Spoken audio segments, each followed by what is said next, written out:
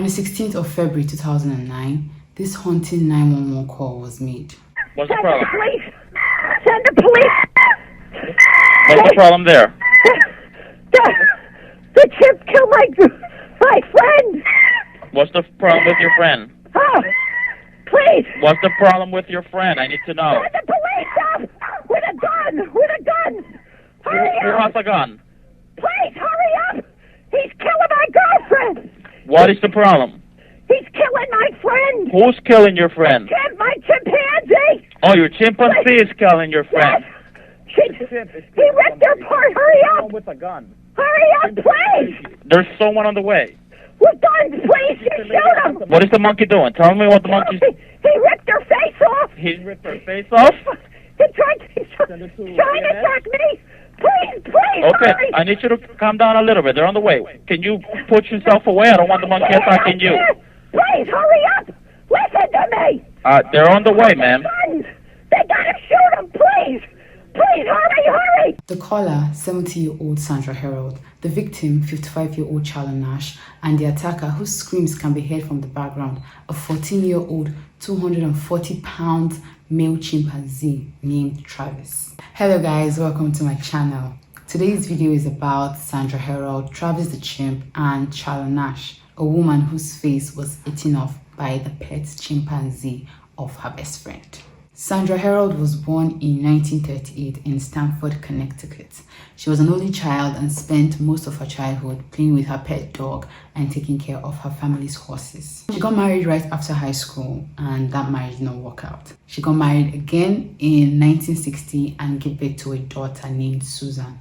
This marriage lasted for only 4 years. She got married for the third and final time at the age of 30 to a man named Jerry Harold. Jerry adopted her daughter Susan, and they all lived together with Sandra's parents. Sandra and Jerry owned several businesses. One of them was a towing company, which would eventually make them self-made millionaires. Sandra met 18-year-old Charla Nash in the 1970s when she, her husband Jerry, and her daughter Susan traveled from state to state to participate in various rodeos. Charla had run away from home and was participating in various rodeos across the country. The two women clicked, and this was the start of a lifelong friendship. At one of the rodeo events, Sandra and Charla saw a chimpanzee riding a horse around the arena. Sandra was so amazed by this, and she searched for the chimpanzee backstage. When she saw him, she gave him gummy bears and he happily took them. At the chimpanzee's next show, he saw Sandra in the audience, jumped off his horse, ran on 2 legs and leaped into her arms. This marked the beginning of Sandra's obsession with chimpanzees.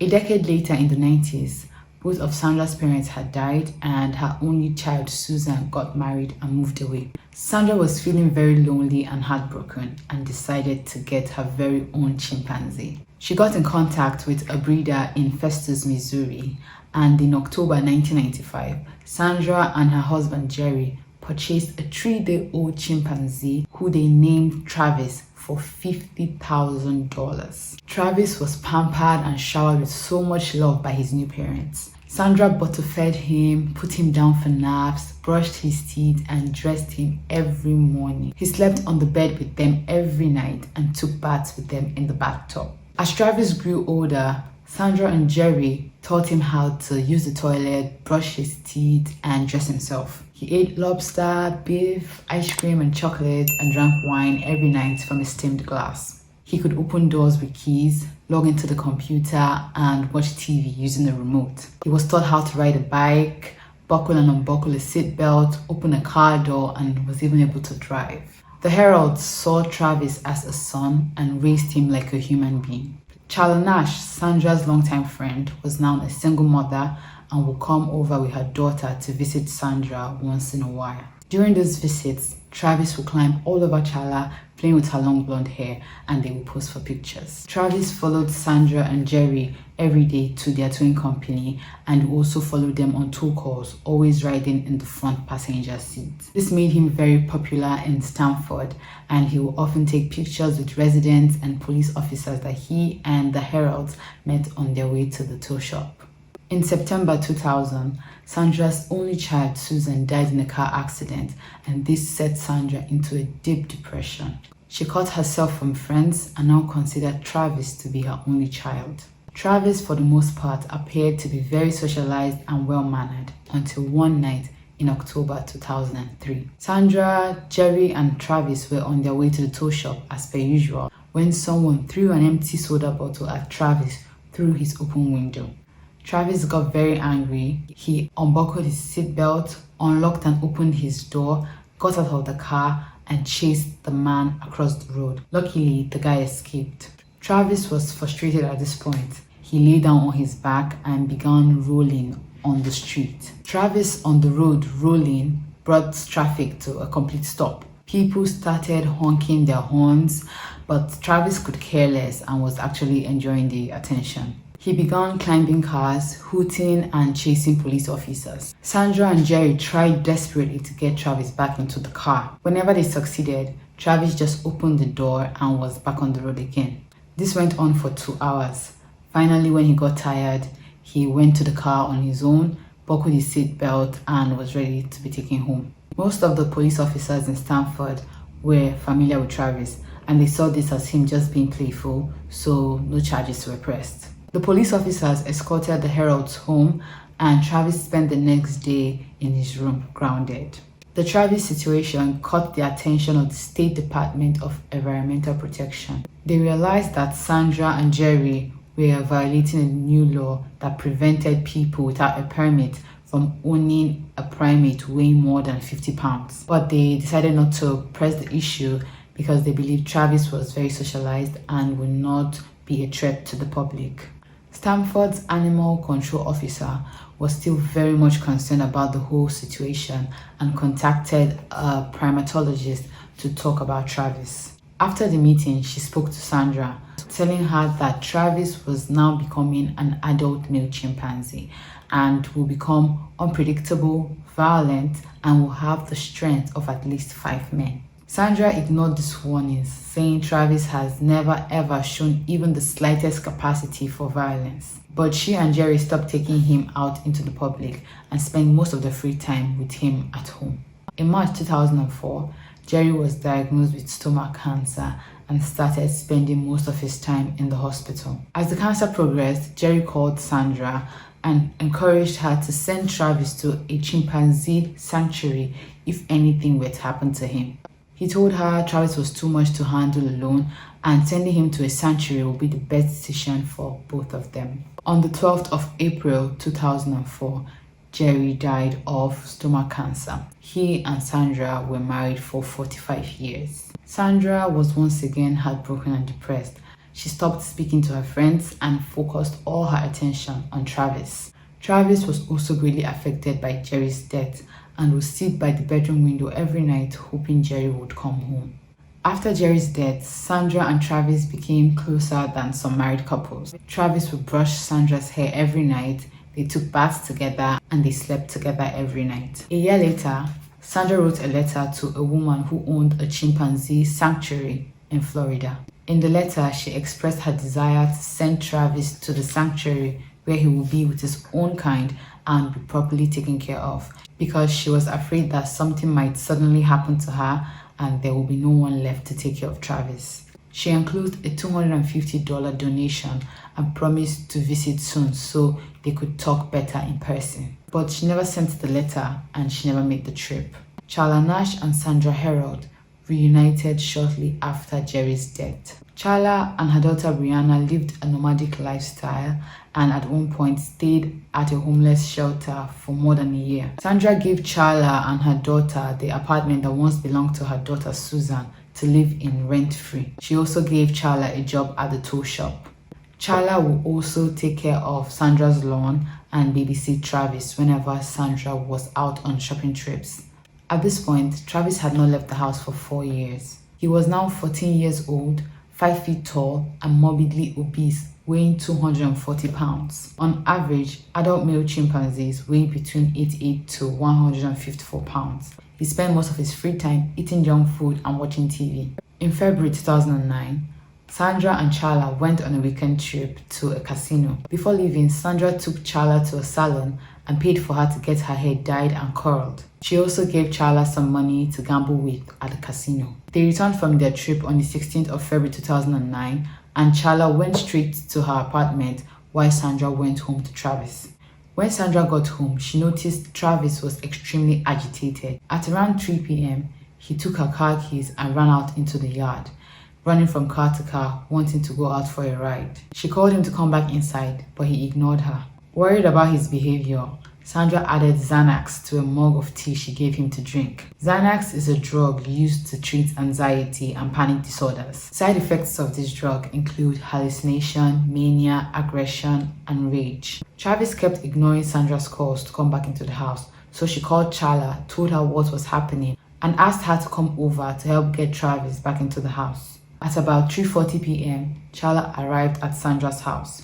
She opened the big iron gate and drove to the front of the house. When she saw Travis, Charla, who had a new hairstyle and was driving a different car, came out of her car and held his favorite toy, a Tickle Me Elmo doll, over her face in an effort to get his attention. When Travis saw her, he went crazy and savagely attacked her. His 240 pounds knocked her into her car and to the ground. Then he began mauling her face and hands. Sandra screamed at him to stop, but he wouldn't listen to her. She grabbed a snow shovel and began hitting him on his head, but he didn't stop. He continued his attack on Charla, biting and eating off her face and hands. He was screaming a terrible high-pitched screech. Sandra was desperate at this point. She ran into the house, grabbed a butcher knife and plunged it into his back. He didn't stop. She pulled out the knife and stabbed him twice more, but this only made him angrier. He stood up, turned and looked Sandra directly in the face, turned back to Charla and continued mauling her. Sandra became scared of Travis attacking her and ran into one of her cars with the butcher knife in her hand. She made that horrific 911 call. And for 911, where's your emergency? This is Sandy. 231 Rock Crimmon Road. What's the Send problem? the police. Send the police. What's the problem there? The chimp killed my friend. What's the problem with your friend? Oh, please. What's the problem with your friend? I need to know. Send the police up with a gun. With a gun. Hurry Who up. has a gun? Please hurry up. He's killing my girlfriend. What is the problem? He's killing my friend. Who's killing your friend? My chimpanzee. Oh, your chimpanzee is killing your friend. Yes. He ripped her apart. Hurry up. With a gun. Hurry up, please. There's someone on the way. With guns, please. You shoot him. What is the monkey doing? Tell me what the monkey's... He ripped her face off. He ripped her face off? He's trying to attack me. Please, Okay, hurry. I need you to calm down a little bit. They're on the way. Can you put yourself away? I don't want the monkey attacking you. Please, hurry up. Listen to me. They're on the way, ma'am. Guns. They gotta shoot him, please. Please, hurry. Are you there with your friend? I need you to help your friend. Can you go help your friend? I can't. He tried to attack me now. Is he still there with your friend? Yes. Okay, so then back off. Then don't get any closer, okay? They're already on the way. Please. If the monkey moves away from your friend, let me know, okay? So we can try to help your friend. No, I can't. She's dead. She's dead. Why are you saying that she's dead? She's dead. He ripped her apart. He ripped what apart? Her face? Everything. He ripped her apart? Listen, I think I'm gonna pass out. No, just breathe, okay? I'm going to stay with you on the phone until they get there. Listen to me. Please hurry. Please hurry. Oh my God. They gotta have their guns out. They gotta have their guns out. Listen to me. Please. Where are they? And he's a chimp, correct? Yes. Where are they? They're going your way. They're going as fast as they can your way, okay? Please go faster. Please, Dirk. Please. Is the monkey still by your friend, or can you get close to your friend? He's eating her. Please. God, no, please. I can't get out of this car. Lock your doors on your car and stay there with me. It don't matter. He will rip the doors wide Sandra, open. just do what I'm telling you to. Stay in the car. The police officers will handle it. Please tell him to shoot him. Please tell him. Please tell him to kill him, please. They did, Sandra. They're shooting at him already, okay? But he's not dead. I know. They will continue until he's dead, okay? I just need you to stay on the phone with me and breathe. He's not dead. He's not dead. He's not dead. Oh, God. Oh, God. The call lasted for 12 minutes. When the police arrived, Travis had stopped his attack and was roaming around the property. The officers saw an almost lifeless Charla naked on the floor and covered in more than half of her blood. Sandra, on sighting the officers, started screaming, telling them to shoot Travis. Travis saw the police car and went to it. He tried opening the passenger side door, but it was locked. He then walked over to the driver's side and was able to open the unlocked door. Travis stared at the officer inside, baring his teeth, which were covered in Charla's blood. The officer was able to quickly free his gun from his holster and shot Travis 4 times at close range. Travis staggered back, let out a screech, and ran off. The police officer then got out of his car and walked slowly to the body of Charla Nash. Huge chunks of her flesh and severed fingers were scattered around the yard. With what was left of her arm, Charla reached out and touched his leg. Another group of officers arrived on the scene and began searching for Travis around the property. They followed a trail of blood and found Travis in his room, dead. Charla's injuries were terrible. She had no face. Travis had eaten off her eyes, nose, lips, and most of her scalp. He completely broke every bone that made up her mid-face bone structure. He completely ripped off her left hand and left her with only a thumb on her right hand. Charla amazingly survived. Within the next 72 hours, Charla Nash will go through more than 7 hours of surgery on her face and hands. The police officer Frank Chiafari and hospital staffs that initially treated Charla received counseling because of how horrific Charla's injuries were. Doctors were able to reattach her jaw, but Charla was left permanently blinded by the attack. 3 days later, she was flown from Stanford to a clinic in Cleveland to undergo more surgeries. Sandra, on the other hand, was now completely alone and never got over Travis, saying in interviews that putting a knife in him was like putting one in herself. She refused to clean his trail of blood in the house and bought a life-sized chimpanzee and sat it on his favorite chair. Travis's head had to be cut off to test for rabies, and this greatly upset Sandra. A toxicology report revealed Xanax was present in his system at the time of the attack, which is believed to have been the reason why he snapped. Sandra admitted she gave Travis Xanax 5 minutes before the attack in a TV interview, but in a later interview, she vehemently denied ever giving him the drug, saying the Xanax found in her house belonged to a friend who came over and forgot it. Travis's body was cremated on the 25th of February 2009, and Sandra slept every night with his ashes. She eventually purchased another chimpanzee together with a friend that lived out of state and named him Chance. She knew she could never bring him to Connecticut, so he remained with her friend out of state. 1 month after the attack, Charla's family filed a $50 million lawsuit against Sandra Herold, and in 2012 received a $4 million settlement from Sandra's estate. Charla Nash tried suing the state of Connecticut for $150 million, but her claim was denied. 9 months after the attack on her 56th birthday, Charla Nash revealed her face for the first time on the Oprah Winfrey Show. She told Oprah she does not remember the attack and doesn't want to remember it. On May 24, 2010, 15 months after the attack, Sandra Herold died suddenly from a ruptured aortic aneurysm at the age of 72. She was buried beside her husband Jerry, along with the cremated remains of Travis and those of her daughter Susan. Charla underwent a full face transplant and hand transplant after receiving donated face and hands.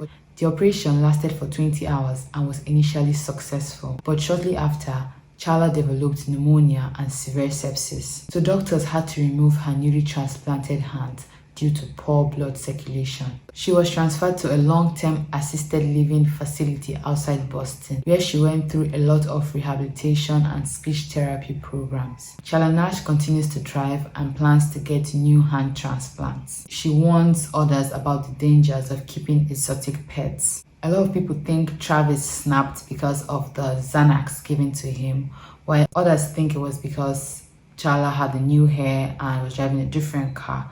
But at the end of the day, he was a wild animal that was not supposed to be kept in a house and pampered. He was supposed to be free with his kind in the jungle.